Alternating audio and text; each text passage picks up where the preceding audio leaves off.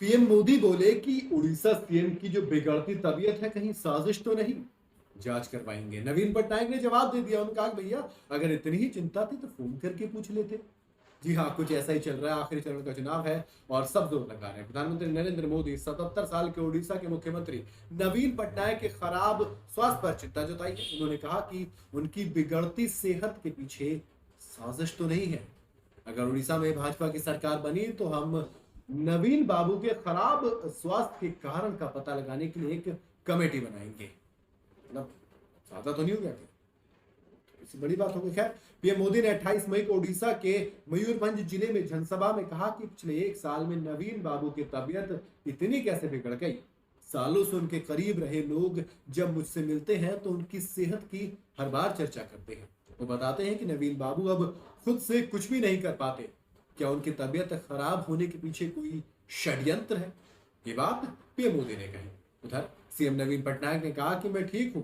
अगर मेरी तबीयत के बारे में प्रधानमंत्री को इतनी ही चिंता है तो मुझे फोन लगाकर पूछ लेते। अब सवाल आता है कि आखिर नवीन पटनायक के स्वास्थ्य की इतनी चर्चा होगी क्यों नहीं है?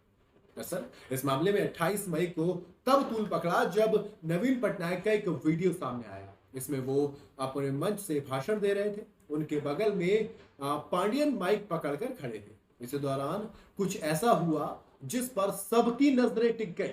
सबका ध्यान उसी पर चला गया। उड़ीसा के सीएम नवीन पटनायक पर अपना एक पोडियम पर अपना एक हाथ रखा था जो कि जोर जोर से कांप रहा था। जैसे ही पांडियन की नजर वहां गई, उन्होंने सीएम पटनायक का हाथ पकड़कर तुरंत छिपा दिया, यानी कि लोगों के सामने वो चीज जाहिर नहीं होने दी।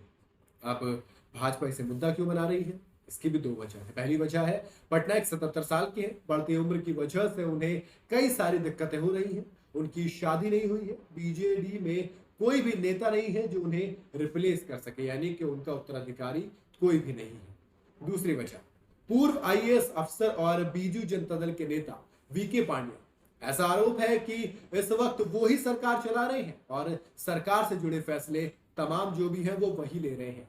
उन्हें नवीन का उत्तराधिकारी भी कहा जाता है। अगर बीजेडी जीतती है तो वो मुख्यमंत्री भी बन सकते हैं। यही दो वजह है कि स्वास्थ्य के बारे में ज्यादा चर्चा हो रही है। तमिलनाडु में जन्मे वीके पांडियन को भाजपा उड़ीसा की राजनीति में बाहर ही कहती रही है। पांडियन ने दिल्ली में अपनी पढ़ाई की और पंजाब कैडर के आईएएस अधिकारी के तौर पर अपना करियर शुरू किया था। हालांकि उड़िया महिला से शादी करने के बाद वो उड़ीसा कैडर में ट्रांसफर हो गए और फिर वहीं के रह गए। राजनीति में आए धमाल मचा रहे हैं। फिलहाल लोग तो ये भी कह रहे सरकार चला रहे हैं। उधर पटनायक ने भी जवाब दिया। जी हाँ, उड़ीसा के सीएम नवीन पटनायक ने कहा कि प्रधानमंत्री ने एक सार्वजनिक बैठक में कहा कि मेरा जो स्वास्थ्य है, यानी कि मेरी जो तबीयत है वो खराब है और वो इस मामले की जांच कराना चाहते हैं। अगर वो मेरी तबीयत के बारे में इतने ही चिंतित थे तो मुझे फोन लगाकर पूछ लेते। भाजपा में कई लोग हैं जो पिछले 10 सालों से मेरे स्वास्थ्य के बारे में अफवाहें फैला रहे हैं। मैं पीएम को आश्वस्त करना चाहता हूं कि मैं पूरी तरह से ठीक हूं। मैं पिछले 1 महीने से उड़ीसा में चुनाव प्रचार कर रहा हूं। जी हाँ, यही सारी चीजें चल रही है इस वक्त। खैर देखो, जब आखिरी चरण है तो चुनाव का प्रचार भी तेज हो रहा है और उसी को लेकर हर कोई अब पूरे तरीके से जोर लगा रहा है, क्योंकि ये लोकसभा चुनाव में मेरे दोस्त ये तय करते हैं कि देश की गद्दी कौन संभालेगा और ऐसे में कोई भी पार्टी इस बार कसर छोड़ने के मूड में नहीं है। आपको क्या लगता है, क्या पीएम मोदी चुनावी मुद्दा बना रहे हैं स्वास्थ्य को, या फिर वाकई में नवीन पटनायक के स्वास्थ्य का इशू है और उसकी जांच होनी चाहिए? बताइएगा जरूर मुझे कमेंट के अंदर। वीडियो अगर आपको पसंद आई हो तो लाइक और शेयर जरूर करें। चाहते हैं चैनल को फॉलो और सब्सक्राइब जरूर करते जाइएगा।